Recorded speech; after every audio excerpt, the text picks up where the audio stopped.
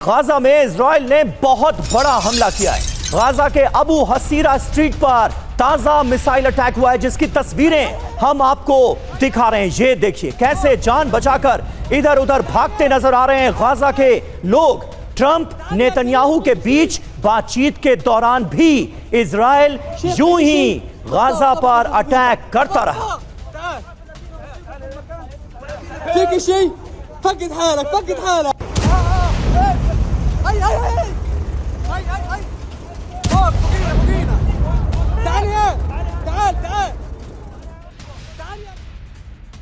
और गाजा में आज सुबह फिर हमला हुआ है। गाजा में अस्पताल पर एयर स्ट्राइक की गई। हमले में 39 से ज्यादा लोगों के मारे जाने की खबर है। तो एक और हमला, अस्पताल पर एयर स्ट्राइक की खबर है। आज फिर सुबह यहां पर हमला किया गया और इस हमले में 39 से ज्यादा लोगों के मारे जाने की खबर।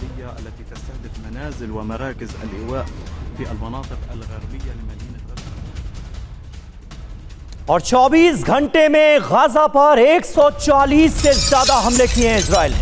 हमास के ठिकानों पर इजरायली हमलों को अंजाम दिया जा रहा है। आईडीएफ यही दावा कर रही है। हमले में हमास का हथियार डिपो भी तबाह कर दिया गया। ये तस्वीरें आप देखिए, इजरायली डिफेंस फोर्सेस ने किस तरह से हमास के ठिकाने को बनाया है निशाना। 3 तस्वीरें आपके सामने हैं। पहली तस्वीर में देखिए जो आम लोग हैं वो भी किस तरह से इजरायली हमले में मारे जा रहे हैं। बड़े पैमाने पर तबाही मची है। जान बचाने के लिए इधर उधर लोग भागते नजर आ रहे हैं। दूसरी तस्वीर देखिए, गाजा में अस्पताल पर एयर स्ट्राइक की और हमले में हमास का जो वेपन डिपो था वो भी तबाह कर दिया गया।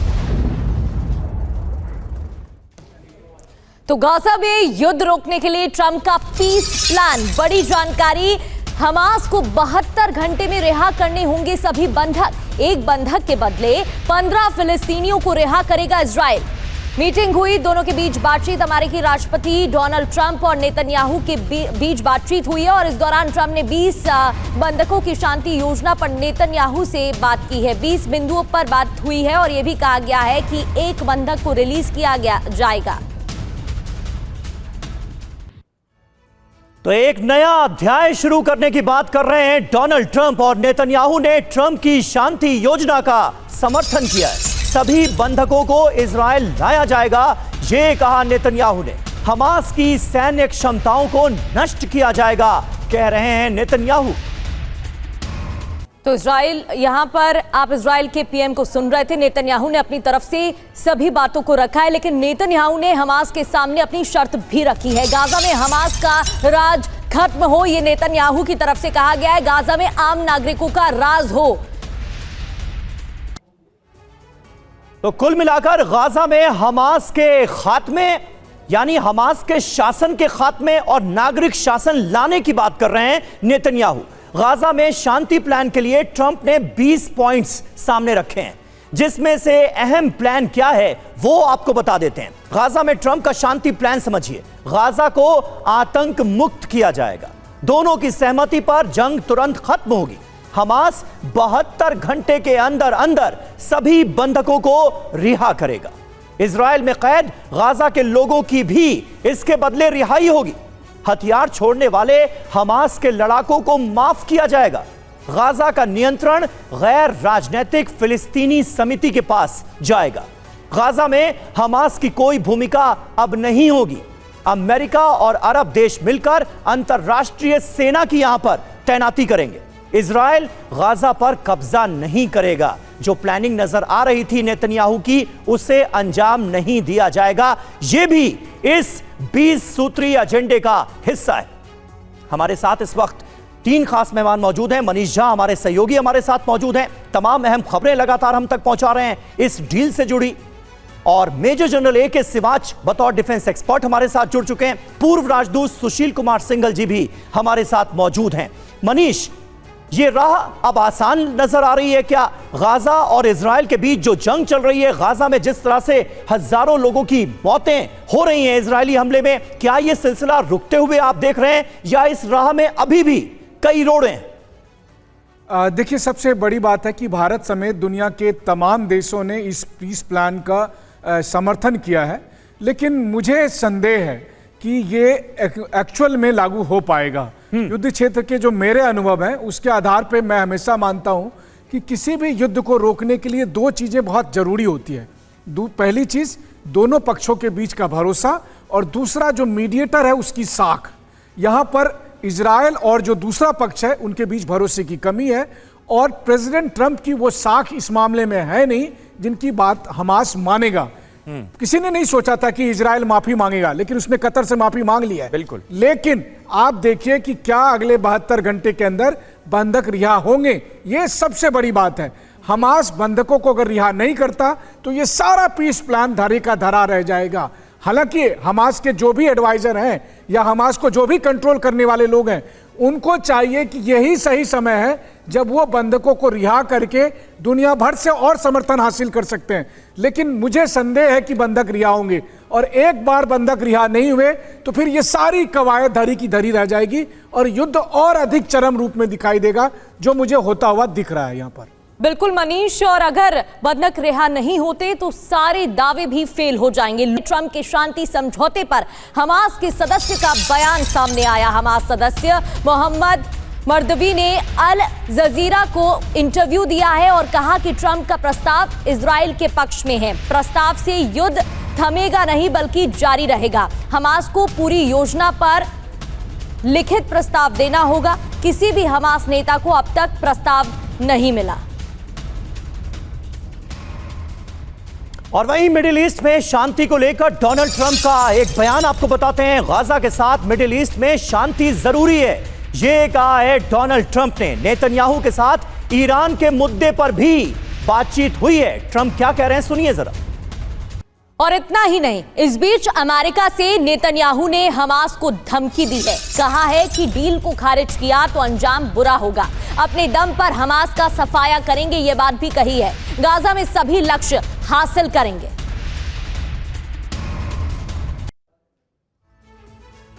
तो सुना आपने बेंजामिन नेतन्याहू को, वहीं हमास पर डोनाल्ड ट्रंप का बयान आपको दिखाते हैं। ट्रंप ने नेतन्याहू को गाजा में खुली छूट देने के संकेत दिए। हमास ने डील अगर खारिज की तो फिर जिम्मेदारी उसकी होगी। डील खारिज हुई तो नेतन्याहू को मेरा पूरा समर्थन है। ट्रंप ने क्या कहा है सुनिए। तो दोनों के बीच बातचीत हुई और डोनाल्ड ट्रंप की तरफ से क्या कहा ये आपने सुना। साथ ही नेतन्याहू की तरफ से भी अपनी बातें साफ रख दी गई हैं। डोनाल्ड ट्रंप की गाजा नीति पर नेतन्याहू का रुख साफ है। हमास ने डील नहीं मानी तो उसका खात्मा तय है। नेतन्याहू का मकसद गाजा पर कब्जा बरकरार रखना है। इजराइल गाजा से हटा तो हमास मजबूत हो सकता है। इजराइल को डर है कि गाजा में हमास की मौजूदगी घातक है। बड़ी बात है कि हमास ने रॉयटर्स को बताया कि उनके पास शांति समझौते का प्रस्ताव नहीं पहुंचा है। सिवात सर लगातार बातचीत की कोशिश की जा रही है। यह भी कहा जा रहा है कि पीस चाहते हैं, चाहे ट्रंप की तरफ से दावे किए जाएं या नेतन्याहू ने भी अब कतर में जो भी हमला हुआ उसके लिए माफी मांग ली है। तो क्या इसे पहले स्टेप की तरह देखा जा सकता है या इसके पीछे कोई और मकसद है, क्योंकि दूसरी ओर धमकियां भी लगातार दी गई हैं। देखो, मुझे लगता है कि एक बहुत ही सिंसियर एफर्ट है पीस डील की तरफ, और ये गाजा में अगर शांति चाहिए तो हमास को जो ये प्रपोजल मिलता है तो हमास को मान लेना चाहिए। अगर नहीं मानेगा तो मुझे लगता है हमास की सबसे बड़ी गलती होगी। अभी हम देखते हैं कि ऐसी क्या चीज़ें हुई हैं जिसके कारण इजराइल ने ये माना है जो 20 जो सूत्र प्लान है डोनाल्ड ट्रंप की। देखो, ये सच्चाई है कि डोनाल्ड ट्रंप को भी मालूम है कि ये लड़ाई वो रुकवा सकते हैं। रशिया यूक्रेन लड़ाई रुकवाना मुश्किल है, और वो बता चुके हैं वो 6 युद्ध आज तक रुकवा सके हैं, चाहे वो रवांडा कोंगा का हो, अजरबैजान आर्मेनिया का हो, कंबोडिया थाईलैंड का हो। नहीं सर सिवात साहब, लेकिन यहां पर जो ट्रस्ट डेफिसिट है वो इतना ज्यादा है, कौन किससे बात करेगा। यहां बैठकर नेतन्याहू और डोनाल्ड ट्रंप ने तो आपस में सब कुछ तय कर लिया। हमास के पास कोई प्लान पहुंचा नहीं है। हमास में बात करेगा तो कौन करेगा? जितने जिम्मेदार ऊपर के लोग थे वो तो सब मारे जा चुके हैं। तो ये पीस प्लान अमल में कैसे आएगा, ये एक बड़ा सवाल है। बिल्कुल, आपका समीर, आपके पॉइंट में बहुत दम है। मैं यही कहने की कोशिश कर रहा हूं कि ये इस बार जो वातावरण बनाया है वो सच्चाई उससे बनाया कि दो बातें इजराइल ने भी की हैं। इजराइल ने माफ़ी मांग ली है कतार से जो हमला किया था, एक प्रकार से दोबारा कॉन्फिडेंस जीतने के लिए अरब कंट्री का। दूसरा, उसने ये भी मान लिया 20 सूत्री प्रोग्राम के तहत कि गाजा के अंदर इजराइल नहीं रहेगा और इसका जो भी रूल होगा वो अपॉलिटिकल और टेक्नोक्रेट को दिया जाएगा। मगर ये सच्चाई है कि क्या इसको हमास मानता नहीं मानता, एक ही कड़ी है, क्योंकि बाकी सभी देशों ने इस पीस प्लान को माना है। ठीक बात है, यानी अब बहुत कुछ जो है वो हमास के हाथों में है। गेंद जो है वो हमास के पाले में कुल मिलाकर जा चुकी है। दो बड़ा डेवलपमेंट जिसका सिवाज साहब ने जिक्र किया, एक तो कतर से माफी और दूसरा पूरे गाजा पर जो कब्जे का प्लान था इजराइल का उसे छोड़ दिया गया है। गाजा पीस प्लान पर ट्रंप को पीएम मोदी का भी साथ मिला है। पीएम मोदी ने कहा फिलिस्तीन और इजराइल में स्थायी शांति आएगी इस कदम से। अमेरिका की योजना को भारत का भी पूरा समर्थन है। प्रधानमंत्री नरेंद्र मोदी का एक्स पर किया गया पोस्ट हम आपको दिखा रहे हैं, जिसमें ट्रंप ने जो 20 सूत्री एजेंडा सामने रखा है उसका भारत ने समर्थन किया है। ट्रंप की 20 सूत्री गाजा योजना का अरब देशों ने भी स्वागत किया है। 8 अरब और मुस्लिम बहुल देशों ने स्वागत किया है। ट्रंप की योजना को साकार करने का संकल्प लिया है। अरब मुस्लिम बहुल देशों के विदेश मंत्रियों ने संयुक्त बयान जारी किया है। अमेरिकी राष्ट्रपति की पहल का स्वागत भी किया है।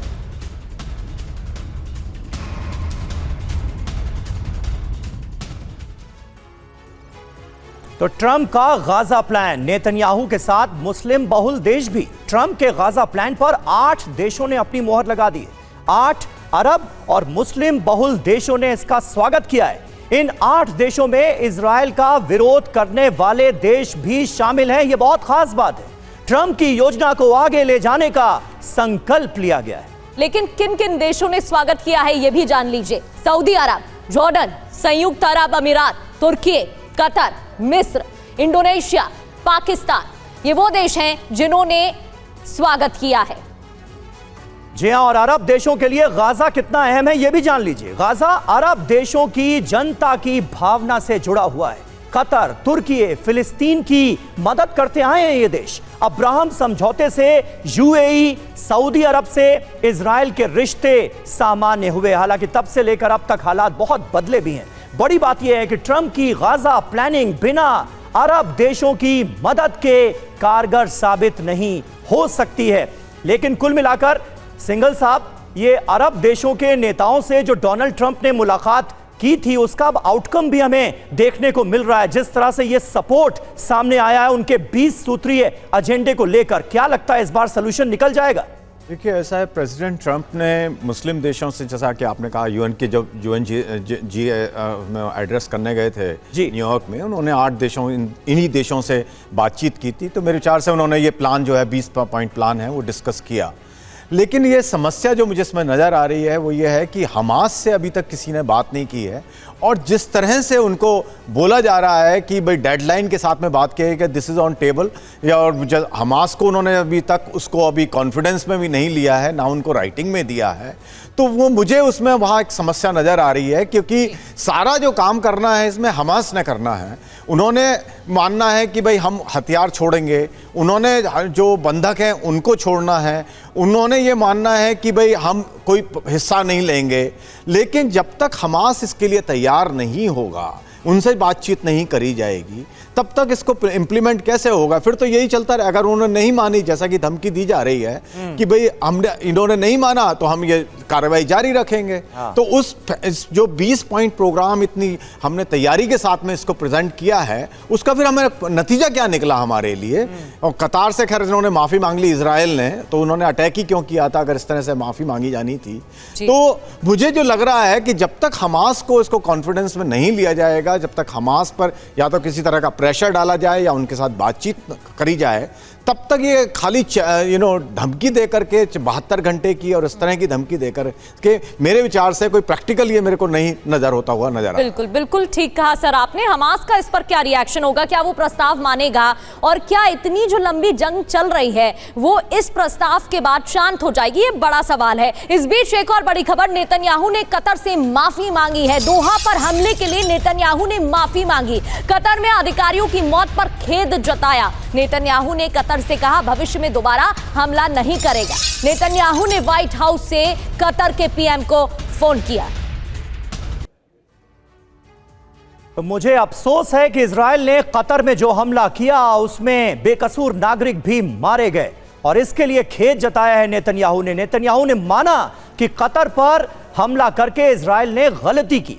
खबर क्या है, नेतन्याहू ने व्हाइट हाउस में ट्रंप से मुलाकात की। ट्रंप के सामने नेतन्याहू ने कतर के पीएम को फोन किया। 9 सितंबर को इजरायली डिफेंस फोर्सेस के हमले के लिए माफी मांगी। बातचीत के दौरान ट्रंप भी फोन पर थे। और नेतन्याहू ने पीएम अल-थानी से क्या कहा? इजराइल का हमला कतर पर नहीं था, इजराइल के टारगेट पर आतंकी थे, ये सफाई में उन्होंने कहा है। कतर के नागरिकों की मौत पर अफसोस भी उन्होंने जताया। इजराइल कतर पर दोबारा हमला नहीं करेगा, ये बात भी उन्होंने दोहराई है। और हमारे साथ लगातार खास मेहमान जुड़े हुए हैं, लेकिन उससे पहले मनीष आपके पास मैं आना चाहूंगी। एक और एंगल यहां पर जो नजर आता है वो ये है कि ये आरोप लगते हैं कि ईरान हमेशा हमास की मदद करता है। तो क्या ये जो प्रस्ताव बीच में आ रहा है उसके बाद ईरान अड़ंगा नहीं डालेगा तो फिर उसका क्या असर होगा? और दूसरी ओर ये जो कतर में हमले के लिए माफी मांगी गई है, तो क्या अब ये शांति के लिए स्टेप है या इसके पीछे भी कोई और रणनीति है? देखिए, जहां तक कतर की माफी का सवाल है, चूंकि कतर में बहुत सारे सवाल उठ रहे थे कि बताइए कतर की सरकार ने प्रेसिडेंट ट्रंप को कई $100 मिलियन का प्लेन गिफ्ट किया, बदले में पहले ईरान ने उनके यहाँ मिसाइल से अटैक किया, फिर इजराइल ने मिसाइल से अटैक किया। तो कतर अमेरिका से पूछ रहा था इसी दिन के लिए हमने आपको इतना बड़ा गिफ्ट दिया था। तो इसीलिए प्रेसिडेंट ट्रंप ने नेतन्याहू से एक माफी मंगवाकर दरअसल कतर में जो असंतोष था उसको न्यूट्रलाइज करने की कोशिश की है। लेकिन देखिए, हमास के लिए स्थिति दूसरी है। हमास के पास आज की तारीख में पाने के लिए कुछ नहीं है। अगर इस पीस प्लान में आप देखें तो बिल्कुल सही बात है, मेजर सिंगल और जनरल सिवाज ने आपसे कहा कि सीधी सी बात है, बंधक कौन छोड़ेगा? हमास छोड़ेगा। उसके बाद हथियार कौन छोड़ेगा? हमास छोड़ेगा। उसके बाद हमास का पॉलिटिकल अस्तित्व भी खत्म हो जाएगा। तो हमास को अगर लोग ये सोचते हैं कि वो एक संगठन है तो वो गलती कर रहे हैं। हमास एक ऐसी आइडियोलॉजी है जो रक्तबीज की तरह लगातार गाजा के जमीन पर पैदा होती रहेगी, लड़ाई करते रहेंगे। इसीलिए मुझे लगता है कि हमास के जो लड़ने वाले लोग हैं वो शायद ही इस पूरे पीस प्लान को माने, क्योंकि उन्हें लगेगा कि हम तो कहीं है ही नहीं, तो फिर हमने लड़ाई किस चीज के लिए की थी? ना अपने फिलिस्तीन को एक देश के तौर पे मान्यता दी। तो अगर लड़ाई ही बंद करनी है तो अक्टूबर 2023 से पहले जैसा था हम अभी वही जा रहे हैं। तो इसीलिए कोई संभावना दिखती नहीं है प्रैक्टिकल ग्राउंड पर। ठीक है। और हमास का ऐसा ही रुख अगर सामने आया जैसा कि आप बता रहे हैं और जिसका अंदेशा ज्यादा है, तो फिर तो ये पूरा का पूरा जो 20 सूत्री एजेंडा सामने रखा गया है ये धराशायी हो जाएगा। कतर हमले के बाद देखिए जांच शुरू हो गई है। कतर हमले की खुफिया जानकारी शिन बेट ने जुटाई।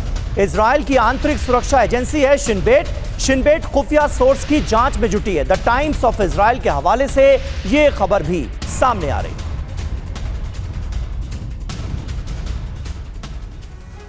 तो इजराइल का कतर ऑपरेशन क्या फेल हो गया है? जांच जारी है। हमले का लक्ष्य हमास के शीर्ष नेताओं को निशाना बनाना, और ऑपरेशन में हमास नेता बच निकले या नुकसान कम हुआ? अब ये सवाल इसी के साथ खड़े हो रहे हैं, क्योंकि हमले में 6 लोग मारे गए, जिनमें हमास के 5 जूनियर सदस्य भी शामिल थे। और हमले में कतर का एक सुरक्षा अधिकारी भी मारा गया। टारगेट पर था हमास का नेता खलील अल-हैया। हमले के लिए शिन बेट ने खुफिया सूचना मुहैया कराई। आमतौर पर ऐसे ऑपरेशन में मोसाद शामिल होता है। कतर में जिस बिल्डिंग पर हमला हुआ उसके बारे में गलत जानकारी मिली। हमले के बाद शिन बेट ऑपरेशन की जांच में जुटी। खुफिया जानकारी की सच्चाई की जांच की जा रही है। सिंगल साहब, कुल मिलाकर हमास क्या इस प्रस्ताव को मानने के लिए तैयार है, और क्या ऑफिशियली अमेरिका और इजराइल की तरफ से हमास के मौजूदा नेतृत्व को यह प्रस्ताव दिया भी जाएगा, या फिर 72 घंटे के बाद और ज्यादा ताबड़तोड़ तरीके से हमला करके पूरे गाजा को फ्लैटन करने की कोशिश शुरू हो जाएगी? जल्दी से इस सवाल का जवाब। समीर, मुझे जो लग रहा है कि जैसे कतार से इजराइल ने माफी मांगी है, तो वो उम्मीद है प्रेसिडेंट ट्रंप को कि कतार उनको प्रेशराइज करेगा हमास को। लेकिन दूसरी तरफ ईरान का जैसे एंगल की बात हुई, वो भी एक बहुत बड़ा एंगल है कि वो हमास को क्यों अपना साथ छोड़ना चाहेंगे ईरान वाले, क्योंकि ईरान को तो बहुत बड़ा उससे फायदा होता है। तो और अभी तक जो जैसा कि हमास की तरफ से आया है कि उनको अभी तक प्रस्ताव तक नहीं मिला है, बिल्कुल। तो इसलिए मुझे लग रहा है कि अभी इसमें लॉट ऑफ ग्राउंड वर्क की जरूरत है और कतार को शायद ज्यादा हैवी लिफ्टिंग करनी पड़ेगी अगर इस प्रस्ताव को कहीं कोई शक्ल बनानी है। ठीक है, कतर इससे पहले भी मध्यस्थता की भूमिका निभाता रहा है। देखना यह होगा कि ये जो अमेरिका और इजराइल का प्रस्ताव है, ये वाया कतर कब हमास तक पहुंचता है।